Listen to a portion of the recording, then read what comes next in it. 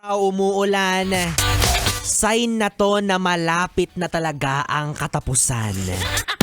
O ikaw, ramdam mo na ba? Na para bang malapit na talaga ang paghuhukom. Malapit na ang araw ng singilan. Singilan ng tubig, internet, kuryente. Kinakabahan ka naman masyado. Tila na paghahalataan kung sino talaga ang mga makakasalanan. Bakit naman parang isa ka dyan? Diba? Katapusan ng buwan kasi. Oo, kapag ganito pa man ding singilan na ng mga yes friend, kapag nakakatanggap na tayo ng love letter mula sa mga serbisyong tinatamasa natin. Tinatamasa! Talaga mo namang mararamdaman mo yung kaba, diba?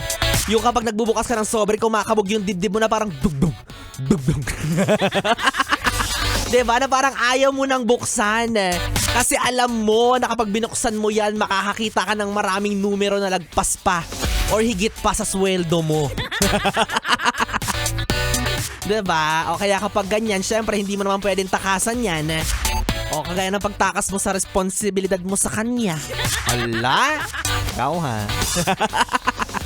Oo, katapusan ng buwan dahil ngayon nga ay anong araw na ba? June 25, Wednesday. O, 'di ba? Ilang tulog na lang. Papasok na naman tayo sa panibagong buwan. Oo, maghuhulyo na naman. Pero eto nga na kahit umuulan-ulan, ang init-init pa rin ang panahon.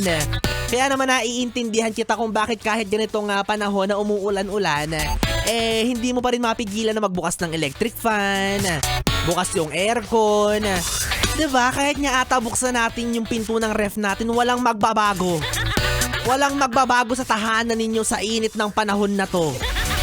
Diba? Kaya nga sabi ng karamihan, bakit ka naman nanghihinayang sa ibabayad mong pera kung kalusugan mo naman ang nakasalalay? O tama nga naman. Diba? Bakit ka manghihinayang? Pera lang yan. Isipin mo yung comfortable ka. Yung hindi ka pagpapawisan, hindi ka maiirita. O, diba? May point nga naman. Kaso, baka ikaw naman yung ma-high blood sa taas ng bill ng kuryente mo. Diba? Yung gusto mo maging healthy, tapos ang ending na high blood ka lalo dahil sa bill mo.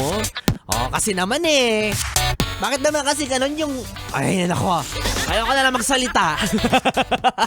Ayoko na lang magsalita talaga.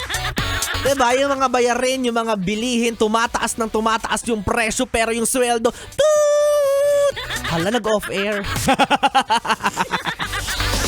Bala kayo dyan. Diba? Sabihin nyo lang sa amin, may iba pang babayaran pa ba kami? May mga gastusin pa ba? Sabihin nyo lang para hindi na kami kakain. Para titikom na namin ang kalam ng sikmura, ganon. Kasi diba, ang hirap-hirap mag-budget, ang hirap-hirap mag-laan or mag-allocate ng mga kaperahan. Lalo na kapag alam mong talagang limitado lang. Tapos iisipin pa ng iba, ang dami-dami mong pera, di ba? Sa'yo lagi nakaasa, ginagawa kang takbuhan, tapos kapag di mo na pagbigyan, masama na ugali mo yan. Hay nako! Mukha lang po akong kawayan, pero hindi po ako alkansya. Mataba lang po yung pisngi ko, pero hindi po ako piggy bank. O sa katunayan, ako nga sana yung hiram sa'yo ng pera. Nagpapatawa lang ako pero wala na rin talaga akong pera. Oo, babalik ko na lang sana kapag galit ka na. Alam mo yun? Charot. Pero wag ka na magpanggap. Alam kong kagaya kita, wala ka rin ipapahiram dahil wala ka na ring pera. Well anyways, oras na lang ang hihiramin ko sa'yo, yes friend, dahil ako na nga ngayong makakapiling sa gabing ito. Wala ka na bang choice? Oo. At bago ang lahat, batiin muna natin yung mga yes friend natin na solid na nakaantabay, nakikinig, nakatutok. Siyempre, saan pa nga ba kundi sa 101.1 Yes FM, diba? Wala kayong ibang pupuntahan. Kami lang yung may pinakamagandang tugtugan. Batiin natin ang yes friend natin na si Sir Edwin Loterinia. Oy, naku, matik yan. Gabi-gabi, araw-araw nakatutok kay Biboy Bibo.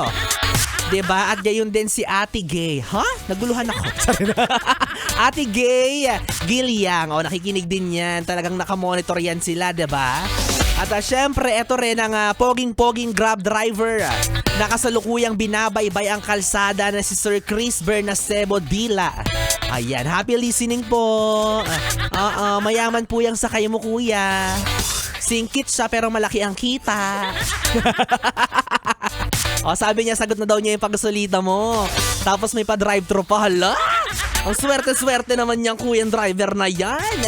At syempre sa inyo mga yes friend na kasalukuyan din nakikinig, no? So 101.1 at walang humpay sa pakikitutok dito sa istasyon na paborito niyong pinapakinggan. Na syempre, ako na ang inyong makakapiling dahil alas 9 na nga. Wala kang takas sa bunganga ni Biboy Bibo. Malaki to. Liyamado. Yes, friend, ako na yung kapiling para sa ating BB Time.